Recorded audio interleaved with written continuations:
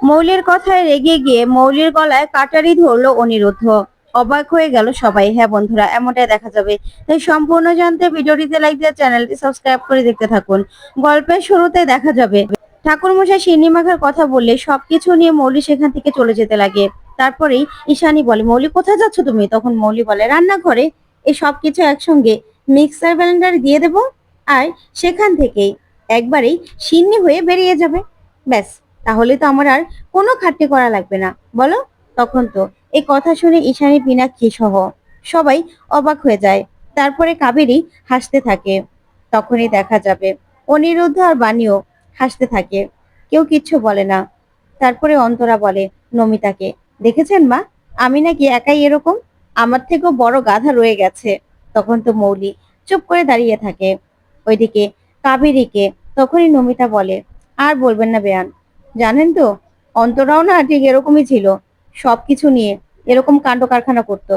তবে এখন কিন্তু অন্তরা অনেকটাই সবকিছু সামলে নিয়েছে।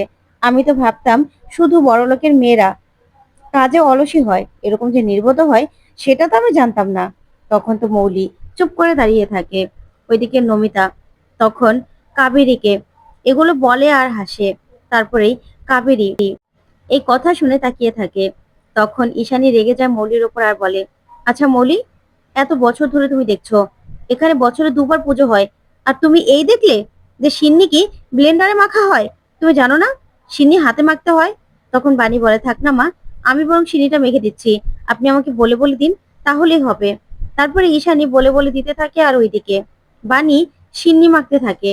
ঈশানী ঠিক যেমন যেমন বলে বাণী ঠিক তেমন তেমন করে সিন্নিটা মেখে ফেলে। ওইদিকে সিন্নি মাখা শেষ হয়ে গেলেই ঠাকুরমশাই বলে, বাহ, সিন্নিটা দেখেই মনে হচ্ছে খুব ভালো হয়েছে। তাহলে মা, এবার বাকি কাজ শুরু করা যাক, বাকি পুজোর আয়োজন শুরু করা হোক। সব ওরা তোমরা এগিয়ে এসো। তারপরেই সবাই মিলে এগিয়ে আসে আর একজন আরেকজনকে শাখা পলা পরিয়ে দিতে থাকে। ওইদিকে ঈশানী বাণীকে শাখা পলা পরিয়ে দেয়। অন্যদিকে ঠাম্মিও নমিতাকে শাখা সিঁদুর পরিয়ে দিয়ে আশীর্বাদ করে। এদিকে দেখা যাবে সবাই ভীষণ খুশি। তখনই কাবেরী নমিতাকে বলে, সত্যি বেয়ান, আপনারা যদি না থাকতেন তাহলে আমার মেয়েটা যে কি হতো। আপনারা আমার মেয়েটাকে আপন করে নিয়েছেন, মায়ের অভাবটা পূরণ করেছেন। না হলে আমার মেয়ের জন্য আমার টেনশনে শেষ ছিল না। বাণী যখন আর্যের সঙ্গে অন্তরা বিয়েটা দিল তখন ওর বাবা খুব রেগেছিল, কিন্তু আমি জানতাম যে আপনারা ঠিক আমার মেয়েকে আপন করে নেবেন। তখন নমিতা বলে, না না দিদি, এরকম ভাবে কেন বলছেন? অন্তরা কি আর একা আপনাদের মেয়ে নাকি? আমাদেরও তো মেয়ে। তখন নকুল বলে, হ্যাঁ, অন্তরা না খুব ভালো মেয়ে, আর আগে একটু একটু ভুল করতো ঠিক আছে, কিন্তু এখন কিন্তু সব শিখে গেছে। সবাই তার একরকম হয় না, মেয়ের জন্য মন খারাপ করতো, কিন্তু অন্তরাকে পেয়ে এখন আর মন খারাপ করছে না। ওইদিকে বান্টি সব কথা শুনেই মৌলিকে বলে, ম্যাডাম, এ তো দেখছি ওরা ওরা মিশে যাচ্ছে, তখন কি হবে? তখন মৌলি বলে, না, এই রয় বাড়ি আর চ্যাটার্জি বাড়ি কিছুতেই আমি এক হতে দেব না। দেখো এবার কি করি। তারপরে দেখা যাবে সেখানে বিদ্যুৎ এসে হাজির হয়। আর বিদ্যুৎকে দেখেই তো বাণী রেগে যায় আর বলে, তুমি এখানে কি করছো? তখন বিদ্যুৎ বলে, বাড়িতে পুজো, আর আমি আসবো না? তখন পিনাক্ষী বলে, তুমি কেন এসেছো বলো তো? তখন বিদ্যুৎ বলে, আসলে আমি তো মহাদেবের ভক্ত, তাই না, সেই জন্যই এসেছি। তখন দাদু বলে, হ্যাঁ, তুমি যে কত ভক্ত সেটা তো আমরা দেখেছি, সেটা দেখতে তো আর বাকি নেই। তখন এই কথা শুনে বিদ্যুৎ বলে, দাদু এরকম রাগ করছেন কেন? তখন অনিরুদ্ধ বলে, শোনো বিদ্যুৎ, তোমাকে এই বাড়িতে আমরা কেন থাকতে দিয়েছি সেটা তোমরা ভালো করে জানো। আমার মেয়ে তানিয়া তোমাকে এখানে থাকতে দিতে চেয়েছে, তাই আমরা তোমাকে থাকতে দিয়েছি। তবে তুমি আউট হাউসে থাকবে, একদম বাড়ির ভিতরে আসার চেষ্টাও করবে না। তখন বিদ্যুৎ বলে, আজকে পুজোর দিনে না এসে থাকতে পারলাম না গো, দেখলেন না ঠাকুরের গান গাইতে গাইতে এলাম। তখনই পিনাক্ষী বলে, হ্যাঁ তা তো দেখলামই, কি গান গাইলে তুমি? তখন বিদ্যুৎ হাসে আর বলে, সেই একই হলো। তখন ঈশানী বলে, শোনো বিদ্যুৎ, আজকে পুজোর দিনে আমি কাউকে তাড়িয়ে দিতে চাই না, কিন্তু তুমি এখানে এসেছো ঠিক আছে, কিন্তু চুপ করে বসে থাকবে, কোনো রকম কোনো কথা যেন তোমার মুখ থেকে না শুনি। তখন বিদ্যুৎ বলে, ঠিক আছে মামি। তখন ঈশানী বলে, শোনো, না মামি না ড্যাডি, চুপ করে বসে থাকবে, একদম কথা বলবে না। তারপর ঠাকুরমশাই বলে, সবাই এবার অঞ্জলি দিতে বসে পড়ো। ওইদিকে ঠাম্মি দাদুকে বলে, হ্যাঁ গো, এখন তো মেয়েটা মা হতে চলেছে, এখন আর ওদেরকে তাড়িয়ে দিও না, এখানে থাকুক। তখন দাদু বলে, হ্যাঁ তাই তো, একজন অসুস্থ, এখন আবার সুযোগ পেয়ে ওদেরকে তো বাড়িতে রাখার কথা বলবেই, বাড়ি থেকে আর যেতে বলবে কি করে? তখন গ্র্যান্ড ঠাম্মি বলে, দেখো না, বাড়ির কুকুরকেও তো কেউ তাড়িয়ে দেয় না, তারপর দেখা যাবে। বাণী বলে, মা আর ছোট বাবু আপনারা বসে পড়ুন। তারপরে বাণী আর অনিরুদ্ধও বসে পড়ে। এদিকে বিদ্যুৎ গিয়ে মৌলিকে বলে, আচ্ছা মৌলি, তুমি আর কার সঙ্গে অঞ্জলি দিবে? তুমি চাইলে কিন্তু আমি তোমার সঙ্গে অঞ্জলি দিতে পারি। তখন মৌলি বান্টিকে বলে, বান্টি, এখনই কুয়াশাকে ফোন করতো। তখন বিদ্যুৎ বলে, না না, ফোন করতে হবে না, থাক, আমি তো তোমার সাহায্য করতে চেয়েছিলাম। আসলে দেখো না, সবাই সবার সঙ্গে মিলে আছে, কিন্তু তুমি তো সাইড হয়ে গেছো, তাই না? ওইদিকে অন্তরা আর কাবেরী একসঙ্গে আরতি দেয়। তারপরে বিদ্যুৎ মৌলিকে বলে, কি ব্যাপার মৌলি, এ তো দেখছি আস্তে আস্তে ঠিকই বাণী যে ঈশানী আর পিনাক্ষী রয়ের মেয়ে, সেটা কিন্তু বেরিয়ে যাবে। তোমাকে কিছু একটা করতে হবে। তখন মৌলি বলে, দাঁড়াও করছি। ঠিক তখনই মৌলি ল্যাং মেরে বাণীকে ফেলে দিতে চায়। ঠিক তখনই বাণীর হাত থেকে গঙ্গা জল পড়ে আগুনটা নিভে যায়। আর এদিকে বাণীকে ধরে ফেলে অনিরুদ্ধ। তখন বাণী চিৎকার করে ওঠে। আর তখন অনিরুদ্ধ ধরে ফেললেই এদিকে বাণীর অবস্থা দেখেই ঈশানী সহ সবাই পুরো আতঙ্ক হয়ে যায়। তখনই বাণী মৌলিকে বলে, তুমি ইচ্ছে করে আমাকে ফেলে দিতে চেয়েছিলে, তাই তো? তুমি ইচ্ছে করে আমার ক্ষতি করার চেষ্টা করেছো। তখন ঈশানী বলে, বাণী, এটা তুমি কি বলছো? হ্যাঁ, মৌলি তোমাকে ফেলে দিতে চাইবে কেন? এগুলো কেমন কথা ঠাকুরের পুজোর দিনে? তখন বাণী বলে, হ্যাঁ, মৌলি আমাকে ফেলে দিতে চেয়েছিল। আজকে যদি আমি পড়ে যেতাম, আমার পেটের বাচ্চার কি হতো বলতো? বাচ্চাটার ক্ষতি হয়ে যেত না? তখন মৌলি বলে, তোমার যেমন আমার কাছে কোনো মূল্য নেই, তোমার বাচ্চারও কোনো মূল্য নেই। নাথিং। যেমন তুমি, তেমন তোমার বাচ্চা। তুমিও নোংরা, আর তোমার পেটের ওই বাচ্চাও নোংরা। বুঝতে পেরেছো?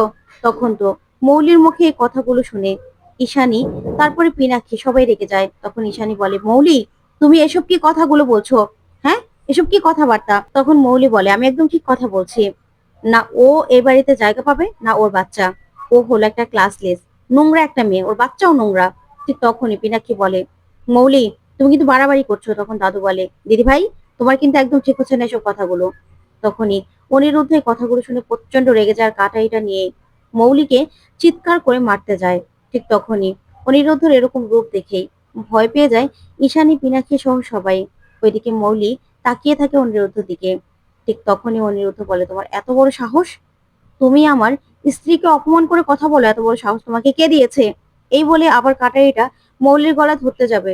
ঠিক তখনই ঈশানী সামনে চলে আসে আর এসেই বলে, না অনিরুদ্ধ, একদম না। আমি থাকতে আমার মেয়ের কোনো রকম কোনো ক্ষতি তুমি করতে পারবে না। তোমার এতটা অধঃপতন হয়ে গেছে, আমি তো ভাবতে পারছি না। তুমি এইভাবে আমার মেয়ের গলায় কাটারি ধরলে কি করে? হ্যাঁ, আমি মানছি মৌলি অপরাধ করেছে। মৌলি যে কথাগুলো বলেছে সেগুলো অনেক বড় অপরাধ, অনেক খারাপ কথা। সেই জন্য আমার মেয়ে শাস্তি হতে পারে, বিচার হতে পারে, কিন্তু এইভাবে তুমি আমার মেয়েকে মেরে ফেলার কাজটা করতে পারো না। তখন অনিরুদ্ধ বলে, মাসিমণি আপনি সরে যান, আজকে মৌলি যেটা করেছে সেটার জন্য ওকে শাস্তি পেতেই হবে। তখন ঈশানী বলে, হ্যাঁ, আমার মেয়ে শাস্তি পেতেই পারে, কিন্তু আমার মেয়েকে বাঁচানোর দায়িত্ব আমার আছে, অধিকারও আমার আছে। তাই তুমি আমার মেয়েকে এইভাবে আমার সামনে মারতে পারো না, কিছু করতেও পারো না। তোমার এত বড় সাহস হয় কি করে? তুমি আমার মেয়েকে আমার সামনে এইভাবে কাটারি ধরো? আগে আমার মেয়েকে কিছু করার আগে আমাকে আমাকে মারতে হবে তোমাকে। মারো। ঠিক তখনই অনিরুদ্ধর নিজের হুঁশ ফিরে আসে। তখন ঈশানী বলে, আমার মেয়েটাকে আমি কোনো কথা বোঝাতে পারি না, ঠিক আছে, ওর ব্যবহারে আমারও কষ্ট লাগে, খারাপ লাগে, কিন্তু তাই বলে এরকম করবে তুমি? তখন নয়নতারা বলে, বাবা অনিরুদ্ধ, তোমার তো দেখছি বাণীর সঙ্গে থেকে থেকে ভালোই উন্নতি হয়েছে। এইভাবে তুমি মানুষ মারতে চলে গেলে? আমি তো তোমাকে দেখে ভয় পাচ্ছি। তখনই অনিরুদ্ধ কাটারিটা ফেলে দেয়। ওইদিকে পিনাক্ষী মাথায় হাত দিয়ে দাঁড়িয়ে আছে। তখন পিনাক্ষী বলে, কিন্তু অনিরুদ্ধ, তুমি কিন্তু একদম ঠিক কাজ করনি। মৌলি অপরাধ করেছে ঠিক আছে, কিন্তু এইভাবে তুমি কেন মৌলির গায়ে কাটারিটা ধরলে বলো তো? এটা তো একটা অপরাধ। তখন দাদু বলে, অনিরুদ্ধ, তোমার তো দেখছি অনেক অধঃপতন হয়েছে, তুমি তো নিজের হাতে মানুষও খুন করতে পারো। এতটা রাগ তো তোমার ভালো নয়, রাগ কন্ট্রোল করতে হবে, না হলে তো অনেক বড় ক্ষতিও হয়ে যেতে পারে। তখনই সেখান থেকে মৌলি দৌড়ে সেখান থেকে চলে যায়। তারপর দেখা যাবে পুজো শেষ হয়ে গেলেই অনিরুদ্ধ ঈশানের কাছে আসে। তখন ঈশানী বসে আছে। তারপর অনিরুদ্ধ এসেই ঈশানীর পায়ের কাছে বসে আর বলে, মাসিমণি, জানি আমি অন্যায় করেছি, আমি যে কাজটা করেছি সেই কাজের আমি কোনো সাফাই দিতে আসিনি মাসিমণি। তবে আমি ছোটবেলা থেকে এই বাড়িতে বড় হয়েছি। আমার মা ছোটবেলা থেকে অসুস্থ ছিল। তারপরেই আমি তো তোমাকেই মায়ের পরে আরেকটি মা জেনেছি। তোমার কাছে আমি বড় হয়েছি। মা সবসময় তোমার কাছেই আমাকে পাঠিয়ে দিত। আর আমি দিনের বেশিরভাগ সময় তোমার কাছেই থাকতাম। দেখো, তুমি তো জানো যে আমি কেমন। তবে আমি জানি আমি আজকে অন্যায় করেছি। আমার ওরকম ভাবে রেগে মৌলির গায়ে কাঁটারিটা ধরা উচিত হয়নি। তবে মৌলিও যে কথাগুলো বলেছে সেগুলো কি অন্যায় নয় মাসিমণি? আমি জানি আমি খুব অন্যায় করেছি। আমি ভুল করেছি। সেজন্য আমি ক্ষমাও চাইবো না। কারণ আমি জানি সেটা ক্ষমার অযোগ্য। কিন্তু তুমি তো জানো আমি ছোটবেলা থেকে কেমন।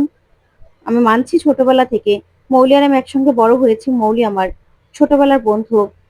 তবে মৌলি আজকে যা করে এগুলো কি ঠিক?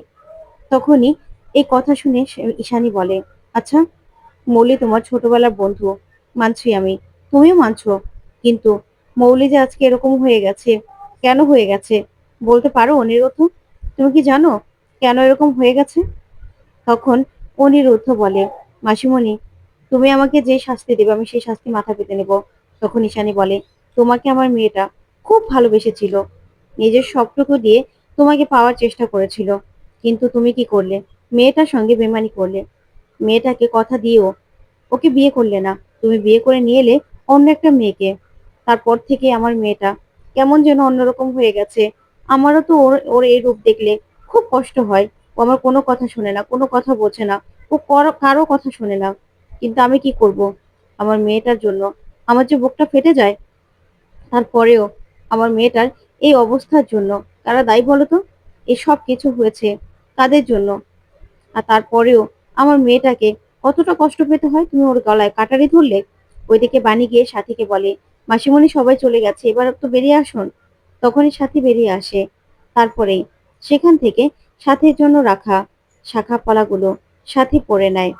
তখনই বাণী বলে, আমি জানি কাবেরী কাকিমায় আসাতে আপনার খুব খারাপ লেগেছে মাসিমণি, কিন্তু উনি কিন্তু এমনি এমনি বাড়িতে আসেনি, ওখানে ওনাকে আমন্ত্রণ করে আনা হয়েছিল। তখন সাথী বলে, শোনো বাণী, আমি জানতে চাই না ও কেমন করে এসেছে, কোন ষড়যন্ত্র করে এসেছে বা কিসের জন্য এসেছে। তখন বাণী বলে, না না মাসিমণি, ওনাকে এ বাড়িতে আসতে বলা হয়েছিল সেজন্য এসেছে। তখন সাথী বলে, আমন্ত্রণ করা হয়েছে? কে আমন্ত্রণ করলো? জানে না? সবাই তো জানে যে ও কাবেরীকে আমি কতটা কতটা কষ্ট পাই কাবেরীকে দেখলে। কে আমন্ত্রণ করেছে? তখন বাণী বলে, আমি মাসিমণি, আমি আমন্ত্রণ করেছিলাম। তখনই সাথী চমকে যাওয়ার বলে, বাণী তুমি তো জানো আমার মনের মধ্যে কতটা কষ্ট, আমি কতটা কষ্ট পাই। তারপরেও তুমি সবকিছু জানার পরেও তুমি কাবেরীকে আমন্ত্রণ করে এলে কেন? কেন করলে এটা? তখন বাণী বলে, মাসিমণি আপনি আমার কথাটা শুনুন। তখন কিছুতেই সাথী শুনতে চায় না।